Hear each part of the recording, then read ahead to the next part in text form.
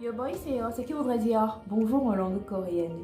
Il y a cette citation de Bouddha qui dit: celui qui est maître de lui-même est plus grand que celui qui est maître du monde. Et c'est la raison pour laquelle, une fois de plus, je vais évoquer un sujet de santé mentale. Et pour être précis, nous allons parler de l'anxiété. Tout d'abord, l'anxiété se définit comme une peur excessive, persistante et handicapante qu'une personne pourrait ressentir quand il s'agit d'accomplir des tâches quotidiennes.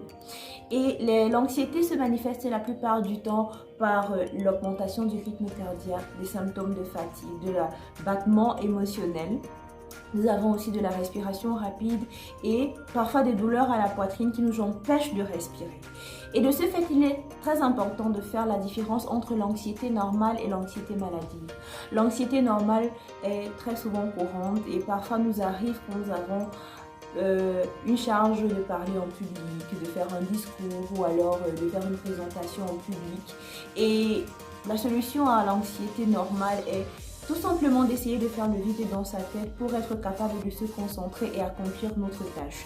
Par contre, l'anxiété maladive, quant à elle, nous accable même dans les moments les moins inattendus. Et c'est la raison pour laquelle, quand nous soupçonnons le fait d'avoir de l'anxiété maladive, le geste le plus important et le plus urgent à faire, c'est de contacter un professionnel de la santé qualifié. Et après avoir contacté un professionnel de la santé qualifié, il faudrait essayer de pratiquer énormément de sport, se reposer régulièrement, c'est-à-dire dormir à des heures régulières, et aussi pratiquer des exercices de relaxation pour nous permettre d'être en confiance avec nous-mêmes et de nous rassurer. En plus de ça, il faut aussi participer à des groupes de parole pour nous permettre de mettre des mots sur ce qui nous angoisse, parce que parfois l'anxiété peut être due à des traumatismes antérieurs qui nous empêchent. En cas d'anxiété, quand est-ce qu'il faut consulter un professionnel de la santé qualifié?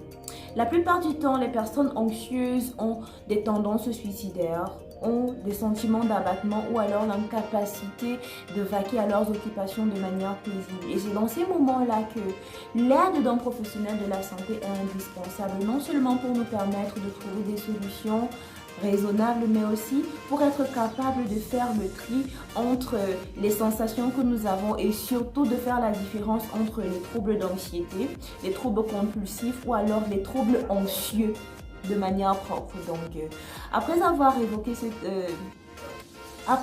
évoqué ce thème concernant l'anxiété, pour ceux qui ont des troubles qui sont similaires à ces symptômes-là que je viens de citer, n'hésitez pas à m'écrire une box ou alors d'en parler à un professionnel de la santé pour être en mesure de trouver des solutions à vos problèmes. Alors, prenez soin de vous et surtout, bye, bisous. Mouah.